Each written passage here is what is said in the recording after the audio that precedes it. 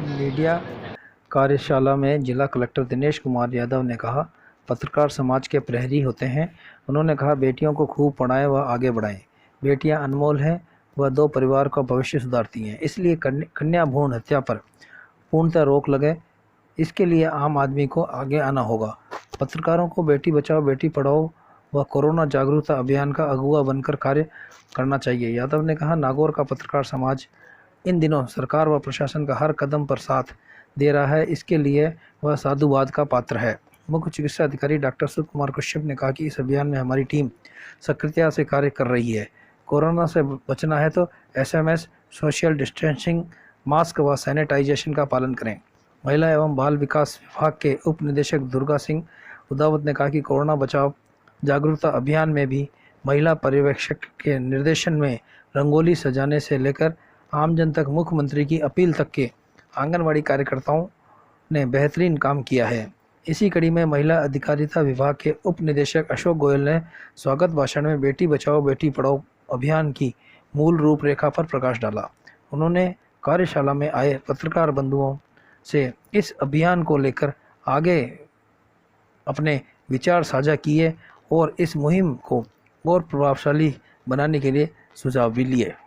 आपके जो सुझाव है वो सुझाव भी हम इस कार्यशाला के माध्यम से देना चाहेंगे और इस कार्यशाला को पूर्णता तभी मिलेगी जब हम इस चीज़ को जन जन तक पहुँचाएंगे, तभी इस हम कार्यक्रम की स्थिति प्राप्त करेंगे। तो मेरा आप सबसे निवेदन होगा, जो भी बढ़िया चीज़ें हम करना चाहते हैं, जो आपके माध्यम से आपके सुझाव हैं, सुझाव आमंत्रित रहेंगे इस कार्यशाला में और हमको सुझाव दीजिए जिससे कि हम इस जिले के अंदर इस मुहिम को जन जन तक पहुँचाए और ये जो सिद्ध करें कि नागौर जिला जो बेटी बचाओ बेटी पढ़ाओ क्षेत्र में है वो हमेशा सिर हो रहा है और सिर हो रहे इस मीडिया की जन्मभूमि पर जो महिला सशक्तिकरण की बात है, सशक्तिकरण को पूर्ण रूप से सिद्ध करें। धन्यवाद।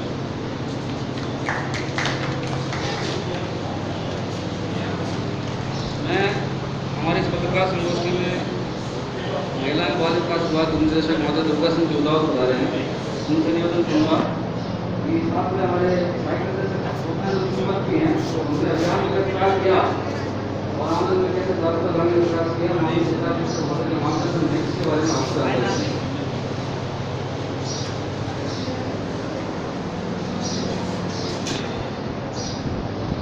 महिला अधिकारिता और सूचना संपर्क के संयुक्त तत्वाधान में होने वाले इस मीडिया वर्कशॉप में मंच पर विराजमान श्रीमान जानिस महोदय, यादव साहब, सेमजो साहब, किसर साहब, महिला अधिकारिता के निदेशक गोयल साहब और हम सभी मीडिया कर्मी, जैसा कि आपको हमारी गोयल साहब ने बताया था कि यह बेटी बचाओ बेटी पढ़ाओ के इस अभियान की कड़ी के रूप में कार्यक्रम आयोजित किया है, जिसमें कि हम इस महती योजना को जन जन तक पहुँचे, क्योंकि यह योजना ऐसी है जिसमें कि जन जागरूकता बहुत जरूरी है। और इस संबंध में आपको सर्वविदित है कि हमारे माननीय जिलाधीश महोदय को सम्मानित भी किया जा चुका है। आपने झुंझुनू में रहकर के जो एक मुहिम छेड़ी थी, नागौर में भी उसका प्रभाव देखने को मिला और हमारा जिला जो लैंगिक अनुपात में काफ़ी पिछड़ा हुआ था, इसमें उन्होंने उनके अभूतपूर्व प्रयासों से हमने काफ़ी अच्छी प्रगति की, सकारात्मक प्रगति की। और जहाँ तक कोरोना के जागरूकता अभियान को लेकर के भी हेमंत जी ने कहा, तो इसमें हम लगातार एक अभियान के माध्यम से कोरोना के प्रति, क्योंकि हमने देखा है कि कोरोना ने जिस तरह से विश्व में कहर बरपाया है, जिस तरह से कोरोना की वजह से लाखों लोगों की मृत्यु हुई है और भारत में भी काफ़ी संख्या में प्रभावित हुए हैं। और अभी हम देख रहे हैं कि कोरोना का कोई इलाज भी कारगर नहीं हुआ है, क्योंकि कोरोना एक फ्लू टाइप संक्रामक बीमारी है और इसका फिलहाल टीका नहीं हो सकता, इसका बचाव ही इलाज है। और अब हम जब अनलॉक की तरफ बढ़ रहे हैं, जब हमने सब कुछ धीरे धीरे खोलना शुरू कर दिया है, सब कुछ बंदिशों को छोड़ करके जहाँ जैसे धार्मिक स्थल हैं या बहुत ज़्यादा भीड़ भाड़ वाले मॉल हैं या कोई सिनेमा घर हैं, उनके अलावा लगभग या जैसे कि सामान्य रूप से चलने वाली ट्रेन या बस हैं, उनको छोड़ करके सामान्य गतिविधियाँ शुरू हो चुकी है। लेकिन जैसे ही गतिविधियाँ शुरू हुई तो इस बीमारी का जो संक्रमण था वो भी बहुत तेज़ी से फैला है। इस मामले में मैं तहे दिल से हम सब नागौर वासियों की तरफ से हमारे जिलाधीश महोदय का पूरा शुक्रगुजार हूँ, शुक्रिया अदा करता हूँ कि उन्होंने जिस एक ठंडे दिमाग से और एक व्यवहारिक तरीके से अपने अंदाज से इस मुहिम को इस तरह चलाया कि आज हम देख रहे हैं कि नागौर में जो कि बहुत बुरी हालत हो सकती थी, हम बहुत अच्छी अवस्था में हैं। और अब वर्तमान में जो हम 21 जून से 30 जून तक पहले हमारे एक सूचना और जनसंपर्क विभाग की तरफ से एक 10 दिन का कार्यक्रम था, जिसमें जो लोगों को जागरूकता फैलाने की जो लोगों को मिली, उसको हमने श्रीमान जिलाधीश महोदय के निर्देशन में काफ़ी अच्छे तरीके से किया। इसके लिए जैसा कि आपने देखा होगा, टाउन हॉल में हमने कार्यक्रम किया था, परिवार मंत्री जी वहाँ पर बता रहे थे। उसके बाद में हमने रंगोली के माध्यम से, कैंडल लाइट के माध्यम से, कठपुतली के माध्यम से अनेक कार्यक्रम करके हम एक आम जन चेतना को फैलाने का प्रयास कर रहे हैं। इसी कड़ी में हमने रोडवेज बस स्टैंड पर भी अपना एक कार्यक्रम किया था, जिसमें हमारे माननीय सीएमओ साहब की भागीदारी थी। और आगे हम 1 महीने तक लगातार एक प्रदर्शनी का आयोजन करने वाले हैं। मीनवाइल हम 3 दिन का एक अलग से कार्यक्रम करेंगे। तो ये सारी चीज़ें ये जो हैं, यह मैसेज दे रही है कि कोरोना चूँकि अब एक ऐसी बीमारी हो चुका है जिसका फिलहाल इलाज भी संभव नहीं है और बचाव भी रखना और हमें हमारे जीवन में सामान्य तरीके से वापस लौटना भी है। हम दहशत में नहीं रहें, हम अनावश्यक घबराहट नहीं फैलाएं।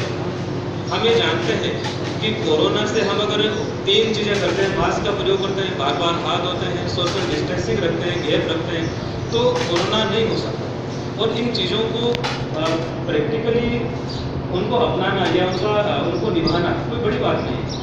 अगर हम इनको निभाते हुए अपना रोजगार का काम करते हैं तो न केवल हम बीमारी से सुरक्षित रहेंगे, अन्य लोगों को भी सुरक्षित रखेंगे और हमारी जो आर्थिक गतिविधियाँ हैं, जो सामान्य कार्यालयीय गतिविधियाँ हैं, वो सब एक सुचारू रूप से संचालित होने लग जाएगी और हम फिर से धीरे धीरे उस प्रति पर आ जाएंगे।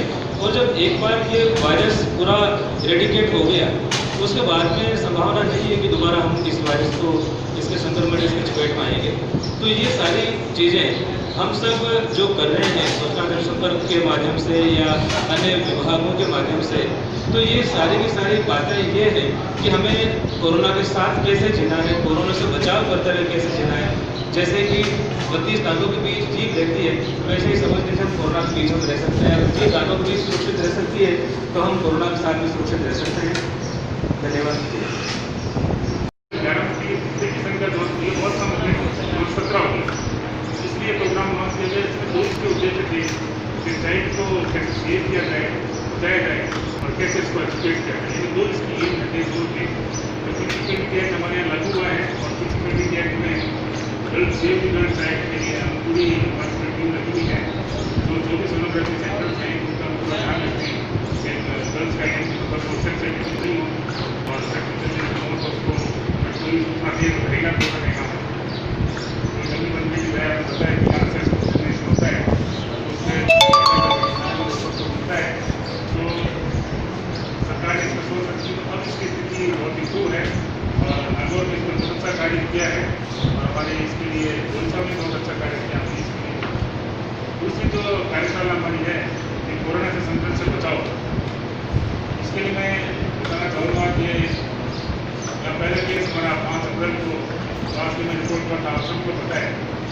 और एक समय ऐसा आया कि प्रश्न और हम सबकी स्थिति थी कि समझ नहीं आता कि अगर दूसरे तरह केसेस हो गए ये हमको आगे हो गए। मतलब बात में 200 केस थे, 200 में से 100 केस तो जेल में एडमिट थे। तुरंत ही हमने कोविड केयर सेंटर बनाया, साथ के निर्देशन में काम और 95 मरीजों को बात भी करना पड़ा था। आदरणीय कलेक्टर साहब ने जिस प्रकार से हमें सहयोग किया, प्रशासन ने, जिला प्रशासन जिस प्रकार से मिनिस्टर साहब ने आपके निर्देशन की वजह से जो हमने मांगा, जैसा हमने हेल्थ विजिट की, साहब ने तुरंत हमारा सहयोग किया, जिसकी वजह से इतने कोविड-19 के बाद हमारे पास ओनली 42 एक्टिव पेशेंट सिर्फ 9 पेशेंट हैं उनके। जब शुरू में मूल मेडिसिन की बात नहीं, हम 5 पेशेंट रिपोर्ट थे, सरकार ने फिर क्या ना कि वो लॉकडाउन खोल दिया, फिर काफ़ी लोग बॉम्बे से निकल के आ गए। अभी तो वर्तमान में मैं सोचूं कि ये लोग बाहर में हैं, आपके अंदर घर में चले गए, क्वारंटाइन में आने लगे। तो मैं आपसे जागरूकता ज्ञान इसलिए छड़ा गया, अब क्या हम लापरवाह हो गए। पहले तो इतनी स्थिति बिगड़ थी कि सब जगह कर्फ्यू लगा रहता था, अब ये क्या है कि अपने लापरवाह हुए कि मास्क लगाना बंद कर दिया और भीड़ में खड़े रहते हैं, मानो कि गाँव में तो बहुत भीड़ रहती है। तो ये अपनी लापरवाही है, ये बाद में अपने लिए एक समस्या का विषय बन सकती है। इस समस्या के लिए सरकार ने ये 21 से 30 तक का एक प्रोग्राम लॉन्च किया, जागरूकता अभियान।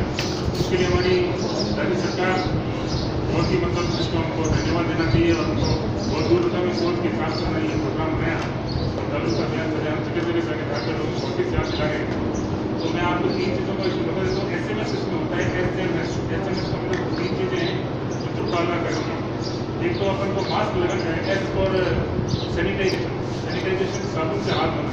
अगर अपन 10 सेकेंड या 30 सेकेंड के लिए साबुन से हाथ धोते हैं तो कोरोना का जो मरीज है वो कोरोना जो है वो खत्म करते हैं। सपोज करिए किसी ने हाथ लगा रखा है हैंडल से, अपन ने हैंडल पर हाथ लगाया, मुँह पर लगा लिया, नाक पर लगा लिया, अपने इन्फेक्शन हो सकता है। इसलिए अपन को पहले अपना हाथ साबुन से धोना। अगर साबुन से नहीं जुड़ता है तो अपन को सैनिटाइजर यूज करेगा। सैनिटाइजर ये है जो आपकी जेब में जुड़ सकते हो, जहाँ आपको साबुन नहीं मिलता है। और ये अपन इसको साफ करना एल्कोहल होना चाहिए, पनीर से साफ होता है और उसके बाद काम नहीं करता। तीसरा सोशल डिस्टेंसिंग, यानी अपन को डिस्टेंसिंग कितना बहुत अपन बात करते हैं तो आदमी का जो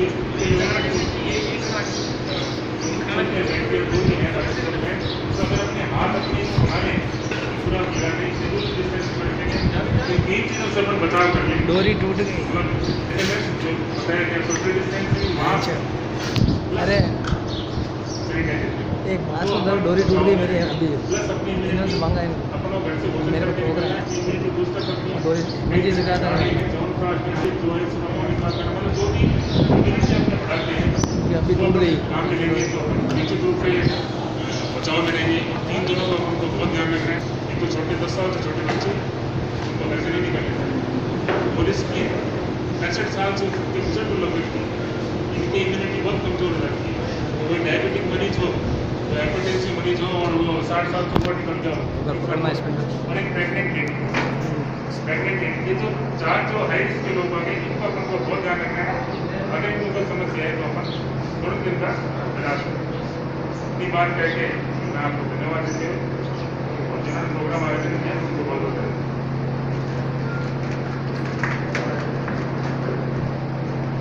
बहुत बहुत धन्यवाद श्री साहब।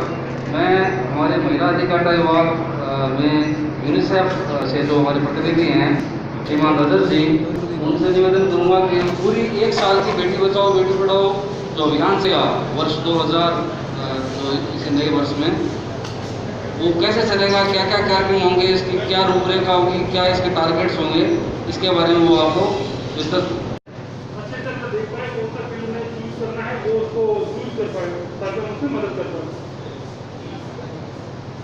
इस तरह हमने जो शुरुआत की है कि हमें ब्रेवरी अवार्ड जो है जिसको हम नागौर रत्न नाम दे रहे हैं, नागौर गौरव पुरस्कार जो होगा, ऐसी लड़कियाँ या ऐसी महिलाएं, ऐसी किशोरी लड़कियाँ बेसिकली जो महिला अधिकारों को लेकर जो है ज़्यादा जागरूक हो और लेकिन कुछ काम कर रही हूँ, ऐसी लड़कियों की लड़कियों को जो है हम लोग नागौर गौरव पुरस्कार जो है हम लोग वितरित करेंगे।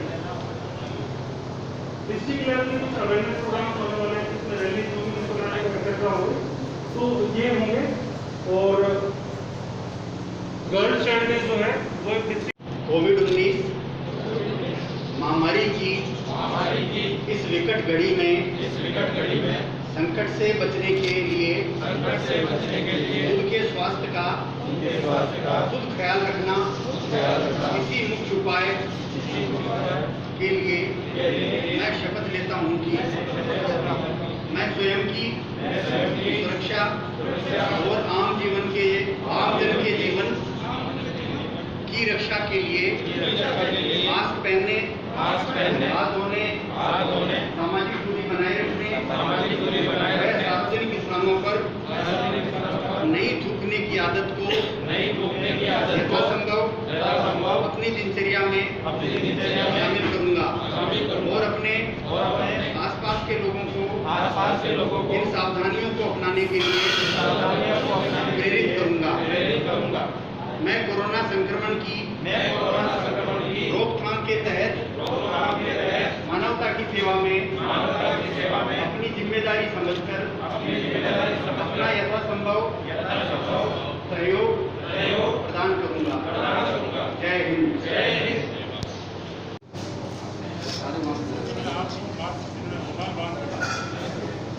माननीय गढ़ साहब सभी मास्क जैन साहब जो हमारे पत्रकार संघ के अध्यक्ष हैं नागौर के, उनको भेंट करेंगे और जैन साहब के माध्यम से सभी पत्रकार साथियों के भी मास्क बन जाएंगे और जैन साहब की तरफ से सभी मास्क आप सभी को भेंट किए जाएंगे। बहुत बहुत धन्यवाद। बेटी पढ़ाओ जो राष्ट्रव्यापी अभियान है उसकी दृष्टि से और जो विश्वव्यापी महामारी आज के समय में चल रही है कोरोना 19 की, उसकी रोकथाम के संबंध में चलाए गए विशेष अभियान की इन दोनों की इस संयुक्त पत्रकार कार्यशाला में सबसे पहले आप सभी पत्रकार बंधुओं का बहुत बहुत स्वागत है।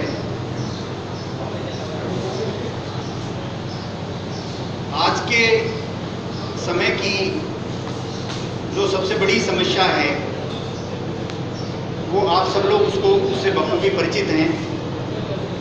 कोरोना की जो महामारी बड़े व्यापक स्तर के ऊपर पूरे विश्व में, हमारे देश में, हमारे राज्य में, हमारे ज़िले में, हमारे शहर में, हमारे मोहल्ले में, जहाँ तक आप निगाह दौड़ाएं सब जगह किसी न किसी रूप में ये अपने पैर फैला चुकी है और इस महामारी का अभी तक कोई ना तो उपचार और ना वैक्सीन, दोनों में से कोई भी जिसको कि हम 100% रूप से सफल माने वो प्राप्त नहीं हुआ है। ऐसी दृष्टि में ये जरूरी है कि केवल बचाव ही उपचार है और बचाव ही उपचार के लिए जरूरी है कि जो बचाव के तरीके हैं उनसे आमजन अधिक से अधिक जागरूक हो। आमजन की जागरूकता बढ़ाने के लिए राज्य सरकारों और भारत सरकार ने लॉकडाउन लागू किया और उसके उपरांत लॉकडाउन को विभिन्न चरणों में लागू करते हुए अनलॉकडाउन की तरफ बढ़े। यद्यपि अभी ऐसी परिस्थितियां उत्पन्न नहीं हुई थी कि हम लॉकडाउन बोल के अनलॉकडाउन की तरफ जाएं, लेकिन राष्ट्र के, राज्य के और सामान्य जन के व्यापक हित में लॉकडाउन को भी बहुत लंबे समय तक जारी किया जाना संभव नहीं है, क्योंकि लॉकडाउन में 100% गतिविधियां रुक जाती हैं और उसके बाद में जो आर्थिक कठिनाइयां लोगों के समक्ष उत्पन्न होती हैं उनका निराकरण भी किया जाना केवल राज्य सरकार या केंद्र सरकार या प्रशासन के अकेले के दम पे संभव नहीं हो पाता है। इसलिए जरूरी होता है कि अल्टीमेटली लॉकडाउन की तरफ भी आया जाए। जैसे ही लॉकडाउन की तरफ आए तो एक चीज़ देखने में आई सामान्यतया कि एक जो लोगों में एक जागरूकता की भावना लॉकडाउन के समय थी वो कहीं ना कहीं उसकी कमी आई। और आप सब जानते हैं कि इस महामारी से बचाव के 3 ही मूल उपाय हैं।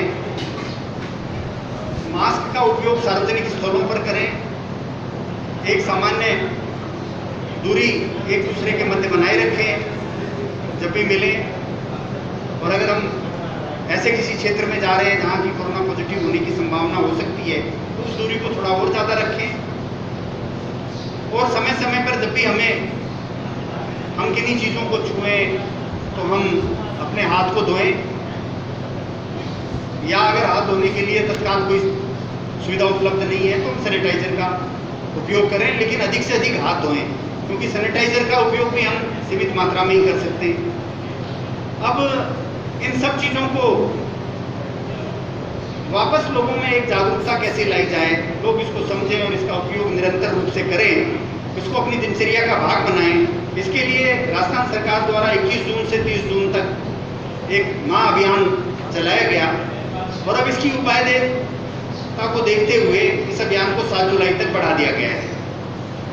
7 जुलाई तक जो अभियान अभी बढ़ाया गया है उसमें 2-3 चीज़ें और हैं जो राज्य सरकार द्वारा नई ऐड की गई हैं। विशेष तौर पे हमारे ज़िले में हम करने का प्रयास करेंगे, जिनमें एक जागरूकता प्रदर्शनी 1 जून से कल हम लागू करेंगे, जो 1 जुलाई से 7 जुलाई तक टाउन हॉल में लगेगी। साथ ही साथ नेहरू युवा केंद्र के सहयोग से हम 3 जुलाई को एक वाहन रैली का भी आयोजन करेंगे। स्काउट गाइड आदि के सहयोग से 5 जुलाई को एक वॉल पेंटिंग से संबंधित कार्यक्रम भी डिस्टेंसिंग के साथ लागू करेंगे और अभियान की समाप्ति पर एक बड़ा कार्यक्रम रैली के रूप में जिला मुख्यालय पर करने का भी हम लोग प्रयास करेंगे। ये मुख्य कार्यक्रम है। इसके अलावा जो निरंतर कार्यक्रम जागरूकता के चल रहे हैं वो साथ साथ चलते रहेंगे। इस संगोष्ठी का हमारा जो पर्पज है वो पहला पर्पज आप सब लोगों के साथ चर्चा करके, क्योंकि आप समाज के प्रहरी के रूप में काम करते हैं और समाज के सब वर्गों से आप सब लोगों का मिलना होता है, तो कहाँ कठिनाई आ रही है इस जागरूकता महाअभियान में और लोगों में जो 3-4 चीज़ें करनी चाहिए उनके समझ में, वो आप लोगों से शेयर करें ताकि उसमें और सुधार करके किस प्रकार उसको आगे बढ़ाया जा सके। क्योंकि मुझे नहीं लगता कि हमारे पत्रकार बंधुओं से अधिक समाज के समस्त वर्गों के संपर्क में कोई और अधिक आता होगा। बाकी सब लोगों का अन्य लोगों के संपर्क में आने का जो दायरा है वो बड़ा सीमित है, लेकिन प्रेस के लोग इस प्रकार के हैं तो सब लोगों के संपर्क में निरंतर आते हैं। आमजन के भी, बीमार के भी, ठीक हुए के भी, पुलिस के भी, प्रशासन के भी, पॉलिटिकल लोगों के भी, गरीब के भी, अमीर के भी, व्यापारी के भी, किसान के भी, आप सब लोग सबके संपर्क में आते हैं। तो निश्चित रूप से जो आपका अनुभव है, जो आप लोग सुझाव देंगे वो इस अभियान को और इसके बाद जो निरंतर, देखिए जब तक इस कोरोना महामारी से के लिए कोई ट्रीटमेंट या वैक्सीन नहीं आए तब तक ये कब तक चलेगा आज की तारीख में हमें से कोई नहीं कह सकता है। तो वो सब सुझाव हम लोग कोशिश करें उनको लागू करें आगे, ताकि इसको रोकथाम में और अधिक सहायता मिल सके। दूसरा महत्वपूर्ण कार्यक्रम जिसका जिक्र मैंने प्रथम किया, बेटी बचाओ बेटी पढ़ाओ, एक बहुत महत्वपूर्ण कार्यक्रम हमारे देश का है। ये हमारे देश का बहुत बड़ा दुर्भाग्य है कि जहाँ कन्या को माता के रूप में, देवी के रूप में पूजने की परंपरा रही है, उसी देश में कन्या हत्या की परंपरा भी इस प्रकार से वर्षों से चल पड़ी कि उसका दुष्परिणाम आते आते 2011 की जनगणना में बेटियों की संख्या बेटों की तुलना में संतुलन के लिए जरूरी है कि जनसंख्या के जो 2 पहलू हैं, 2 वर्ग हैं, पुरुष और महिला, उनकी जनसंख्या का एक समानता बनी रहे, बराबरी बनी रहे। क्योंकि उसमें कोई से भी पक्ष की अगर कमी आ जाती है तो वो सामाजिक रूप से बहुत सी समस्याओं को जन्म देता है। निश्चित रूप से इस समस्या का सबसे बड़ा कारण कहीं ना कहीं जो बेटियों के प्रति सदियों से कुछ कुरीतियां चली आ रही थी उनका होना रहा है। बेटी बचाओ बेटी पढ़ाओ के माध्यम से न केवल उनको कैसे सामाजिक सौहार्दता, सामाजिक रूप से जागरूकता पैदा करके दूर करने का प्रयास किया जाए, साथ ही साथ जो भ्रूण परीक्षण के बाद भ्रूण हत्या का एक जो घृणित खेल चल पड़ा उसको कैसे पीसीपीएनडीटी एक्ट के तहत कार्रवाई करते हुए रोका जाए, इसके लिए भी बेटी बचाओ बेटी पढ़ाओ कार्यक्रम एक महत्वपूर्ण कार्यक्रम के रूप में सामने आया है। नागौर जिले में इस संबंध में कुछ प्रयास हुए जिनके कारण से कुछ स्थितियों में सुधार भी देखने को मिला है, लेकिन और अधिक कैसे हम सुधार करें, क्या और कार्यक्रम आगे लागू करें, किस प्रकार हम जो कुरीतियाँ हैं उनको दूर करने में और आगे बढ़ें, और ऐसी और कौन सी कुरीतियाँ हैं, कौन से कारण हैं जो बेटे में भेदभाव को बढ़ावा देते हैं, और मानसिक रूप से कैसे लोगों में और परिवर्तन लाने का प्रयास करें, इस विषय के ऊपर भी आप सब लोगों से इस संगोष्ठी के माध्यम से चर्चा करेंगे। आपके विचार सब लोग जानेंगे ताकि उन सबको संकलित करते हुए और इस कार्यक्रम को और आगे बढ़ाया जा सके। एक बार पुनः आप सबका राजस्थान पत्रिका के संपादक सुनील जी डॉक्टर साहब, ICDS एवं मीडिया से बता रहे समस्त बंधुगण और छात्र, इस कार्यशाला में जो महत्वपूर्ण सुझाव मिले, पहला तो महिला जनप्रतिनिधि है उसको उचित स्थान मिले। तो मेरा निवेदन है कि इस संबंध में इस बार कॉफी विद कलेक्टर महिला सरपंच का कराया था। इस बार हमने शेड्यूल किया है हर पंचायत समिति लेवल पर जो किसी ग्राम पंचायत में अगर महिला सरपंच है तो महिला सरपंच, अगर महिला सरपंच नहीं है तो महिला उप सरपंच, और वो भी नहीं है उस ग्राम पंचायत में तो महिला पंच। तो हमने प्रत्येक जो भी अभी 6-7 जहाँ पंचायत समितियों चुनाव हुआ तो हमने जुलाई और अगस्त में इसको शेड्यूल कर रखा है। तो ये प्रोग्राम कराएंगे और उसका मतलब महिला सरपंच, महिला उप सरपंच या पंच ही भाग लेंगे और उसके माध्यम से हम ये चाहते हैं कि उनके अंदर जागरूकता है, वो अपना काम खुद संभालें। तो ये अपने आप में सबसे बड़ा परिवर्तन होगा। हमारा ये इच्छा है कि परिवर्तन हो और इसके लिए आप सभी का हमको सहयोग अपेक्षित रहेगा। और दूसरा बिंदु जो है वो है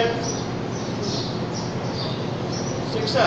शिक्षा में जो ड्रॉप आउट बच्चे हैं उनके लिए हमने अगस्त के जो भी अब सत्र जब शुरू होगा तो एक अभी DTF में भी निर्णय लिया था कि शिक्षा विभाग जितने भी ड्रॉप आउट बच्चे हैं शिक्षा विभाग के माध्यम से, ICDS के माध्यम से, महिला अधिकारिता के माध्यम से और चिकित्सा एवं स्वास्थ्य विभाग के माध्यम से जो ड्रॉप आउट बच्चे हैं उनको स्क्रीनिंग करके हम उसको स्कूल में शामिल करें। और उसके लिए हमने 10 बार भी जो ड्रॉप आउट बच्चे हैं उनको सम्मान कराया था, यहाँ तक कि परीक्षा के साथ में उनके संवाद भी कराया था। तो और ये प्रक्रिया सफल रूप से चलती रहेगी। और उसके साथ साथ एक चीज़ और है कि प्रतिभाशाली बालिका है उनका भी इस बार हमने सम्मान किया था और 27 जनवरी 2020 को भी सम्मानित किए थे। तो अब आगे भी ये सम्मान प्रोग्राम करेंगे। उसके बाद उनके साथ तिलक साहब से सम्मान भी होता है और इसको और प्रभावी बनाने का हम प्रयास करेंगे। इसके साथ बेटी बचाओ बेटी पढ़ाओ तो हर सभी का धन्यवाद, संघर्ष धन्यवाद, आप सभी का धन्यवाद। इसके साथ